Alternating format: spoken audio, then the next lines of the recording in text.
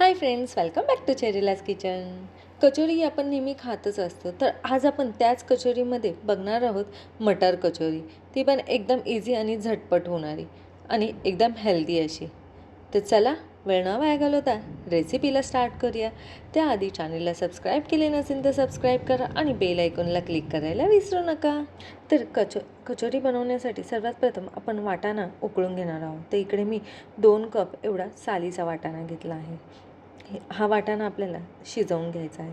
शिजवण्यासाठी इकडे यामध्येच ॲड करूया 1 चमचा साखर आणि 1 चमचा मीठ. साखरेने वाटाण्याचा कलर चेंज होत नाही, त्यासाठी इकडे आपण साखर घालणार आहोत. वाटाणा उकळत आहे तोपर्यंत आपण पीठ मळून घेऊया. स्टार्टिंगला मी बोलल्याप्रमाणे आज आपण हेल्दी कचोरी बनवत आहोत. तर हेल्दी कचोरीसाठी आज आपण मैद्याचा वापर करणार नाही आहोत. तर इकडे मी 2 कप एवढे गव्हाचे पीठ घेतले आहे आणि 1/4 कप एवढा बारीक रवा घेतला आहे. आता यामध्येच ॲड करूया अर्धा चमचा एवढे ओवा आपल्याला हातावर थोडासा घासून घ्यायचा आहे. तसेच घालूया अर्धा चमचा एवढे मीठ आणि इकडे आपण मोहन घालणार आहे. तेलाचं मोहन घालायचं आहे. तेल आपल्याला गरम न करता इकडे मी मोठा 1 चमचा भरून तेल घेतलं आहे. आता हे मोहन आपण सर्व पिठाला लावून घ्यायचं आहे. तेलामध्ये पीठ व्यवस्थित मळून घ्यायचं आहे. तर ह्याच्या इकडे अशा मुटक्या होत आहे, म्हणजे इकडे तेल आपलं व्यवस्थित पिठाला लागलं आहे. आता यामध्येच थोडे थोडे करून पाणी ॲड करून पीठ मळून घ्यायचं आहे. इकडे आपल्याला खूप घट्टही पीठ नाही मळायचं आहे, खूप नरमही पीठ नाही मळायचं आहे. नॉर्मल आपण पीठ मळतो त्याप्रमाणेच पीठ मळायचं आहे. सेमी सॉफ्ट असे आपल्याला पीठ मळून घ्यायचं आहे. तर तुम्ही इकडे बघू शकता मी कशाप्रकारे पीठ मळून घेतले आहे. ते याप्रमाणे पीठ मळून घ्यायचे आहे. आता हे पीठ झाकून अर्धा तास असेच भिजत ठेवूया. इकडे वाटाणाही शिजला आहे की नाही बघून घेऊया. तर हा पटकन प्रेस होतो आहे, म्हणजे आपला वाटाणा शिजला आहे. आता यातील पाणी काढून घेऊया आणि वाटाणा थोडासा नॉर्मल होऊन देऊया.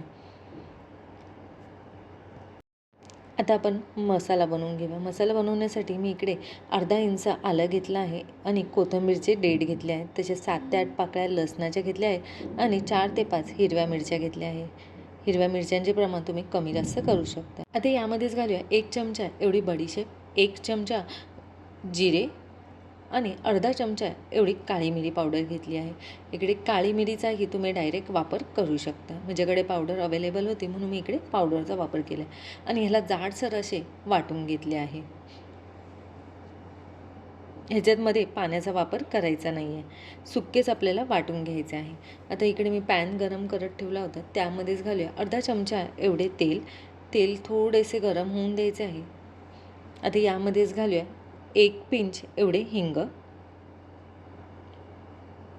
आता यामध्येच घालूया आपण जे पण वाटण केलं होतं ते सर्व वाटण मी यामध्ये घालून घेते आहे आणि ह्याला 2 ते 3 मिनटं आपल्याला असेच तेलामध्ये परतून घ्यायचे आहे. लो टू मीडियम गॅसवर मी हे असेच परतून घेणार आहे. तर इकडे माझे 2 ते 3 मिनटं झाले आहे. आता आपण यामध्येच ॲड करूया वाटाणा. हा वाटाणा घालून आपल्याला तेलामध्ये 2 ते 3 मिनटं व्यवस्थित परतून घ्यायचा आहे. इकडे गॅस मी मीडियम टू लोवरच ठेवला आहे. ही सर्व प्रोसेस आपल्याला लो टू मीडियम गॅसवरच करायची आहे आणि वाटाणा असाच 2 ते 3 मिनटं परतून घ्यायचा आहे व त्याला सर्व मसालाही लागतो त्यामुळे. ते इकडे माझे 2 ते 3 मिनटं झाले आहे आणि वाटाणा मी व्यवस्थित परतून घेतला आहे. आता हाच वाटाणा मी मॅशरने मॅश करून घेणार आहे. जर तुमच्याकडे नसेल तर तुम्ही इकडे मिक्सरमध्ये थोडंसं जाडसर वाटून घेतलं तरी चालेल, पण त्याच्यापेक्षा ह्याची चांगली टेस्ट येते. त्यामुळे मी इकडे मॅशरने ह्याला मॅश करून घेणार आहे. एकदम पटकन होतं, तर तुम्ही या पद्धतीनेही करू शकता. यानेही खूप लवकर मॅश होतं. तर इकडे माझा सर्व वाटाणा मॅश करून झाला आहे.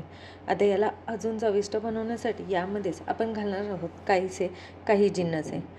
सर्वात प्रथम आपण ह्याला थोडेसे मिक्स करून घेऊया. आता यामध्येच घालूया अर्धा चमचा एवढे मीठ, 1 चमचा आमचूर पावडर. आमचूर पावडर नसेल तर तुम्ही इकडे चाट मसाल्याचा वापर केला तरी चालेल. 1 चमचा पिठी साखर आणि अर्धा चमचा एवढा आपल्याला गरम मसाला घालायचा आहे. 1 चमचा एवढा काजू घेतले आहे आणि मनुके घेतले आहेत. तुमच्या आवडीनुसार तुम्ही ह्याचे प्रमाण घालू शकता. थोडेसे कमी जास्त झाले तरी चालेल. आता हे सर्व जिन्नसे आपण मिक्स करून घेऊया. मिक्स करून ह्याला 2 ते 3 मिनटं आपल्याला असेच परतून घ्यायचे आहे. तर इकडे आपले 2 ते 3 मिनटं झाले आहे. आता हे मिश्रण आपण ताटामध्ये काढून घेऊया. काढून ह्याला थोडेसे आपल्याला थंड होऊन द्यायचे आहे. ही रेसिपी तुम्ही नक्की घरी ट्राय करा. एकदम इझी आहे आणि एकदम पटकन होते. तर इकडे आपले मिश्रण आपण काढून थंड करून घेऊया. इकडे आपले मिश्रण थंड झाले आहे. आता आपण कचोरी बनवण्यासाठी आपल्याला ह्याचे छोटे छोटे असे गोळे बनवून घ्यायचे आहे, जेणेकरून आपण कचोरीमध्ये ते ठेवून आपण कचोरी बनवू शकतो. हे मिश्रण तुम्ही 8 दिवस फ्रीजमध्ये एअरटाईट डब्यामध्येही ठेवू शकता. तर इकडे एकदम इझिली आपले बॉल्स होत आहेत. तर तुम्ही इकडे बघू शकता. अशाच प्रकारे मी सर्व मिश्रणाचे पहिले असे छोटे छोटे गोलाकार बॉल्स करून घेते. तर या प्रकारे मी सर्व मिश्रणाचे बॉल्स रेडी करून घेतले आहे. आता आपण कचोरी बनवूया. इकडे आपले पीठ मस्त भिजले आहे. ह्याला एकदा आपण हलक्या हाताने मळून घेऊया. पीठ मळून आपण याची कचोरी बनवूया.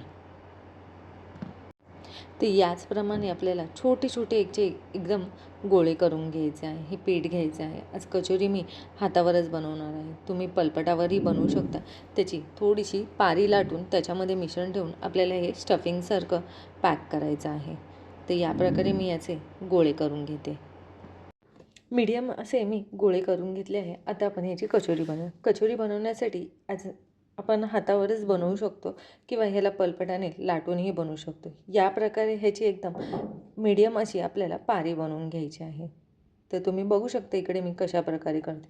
जर असं नसेल जमल्यास तुम्ही पलपटावर लाटूनही ह्याची कचोरी बनवू शकता. मीडियम असे पलपटावर लाटून घ्यायचे आहे आणि मग स्टफिंग भरून ह्याला प्रेस करायचे आहे. याप्रमाणे मी पातळ अशी याची पारी बनवून घेतली आहे. आता यामध्येच आपण स्टफिंग ठेवणार आहोत.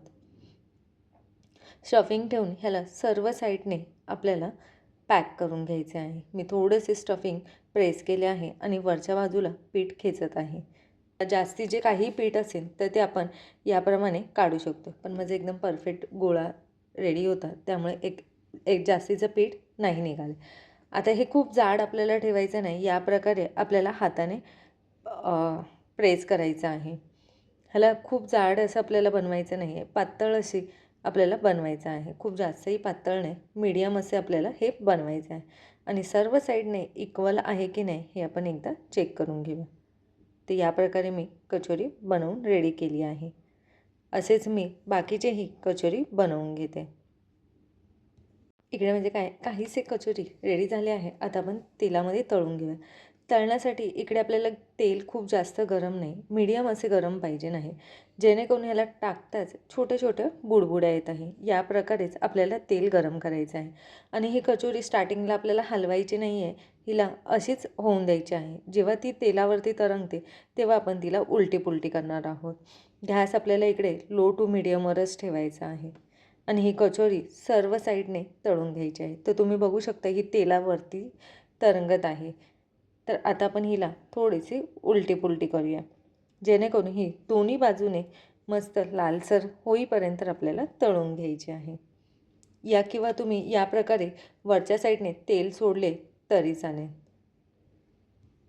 तर तुम्ही इकडे बघू शकता किती मस्त अशी कचोरी फुगली आहे. आता हिची दुसरी साईडही पलटी मारून आपण तळून घेऊया. जर तुम्हाला कचोरी तळायची नसेल आणि पूर्ण हेल्दी बनवायची असेल तर तुम्ही हे मायक्रो ओव्हनमध्ये बेकही करू शकता. तर इकडे म्हणजे कचोरी दोन्ही साईडने मस्त अशी तळून रेडी झाली आहे आणि किती मस्त फुगली आहे तुम्ही बघू शकता. आता आपण कचोरी सर्व करूया. कचोरी सर्व करण्याच्या ऐवजी हिला मधनं तुम्ही बघू शकता किती मस्त फुगली आहे आणि सर्व स्टफिंगही किती मस्त दिसत आहे. आता यावरच आपण घालूया गोड चटणी आणि तिखट चटणी आणि त्यावरच आपण शेव घालणार आहोत. गोड चटणी आणि तिखट चटणीची व्हिडिओ मी आधीच अपलोड केली आहे. तर मी व्हिडिओची लिंक डिस्क्रिप्शन बॉक्समध्ये देईल, तुम्ही चेक करू शकता. तसेच रेसिपी आवडल्यास नक्की लाईक करा अँड शेअर करा.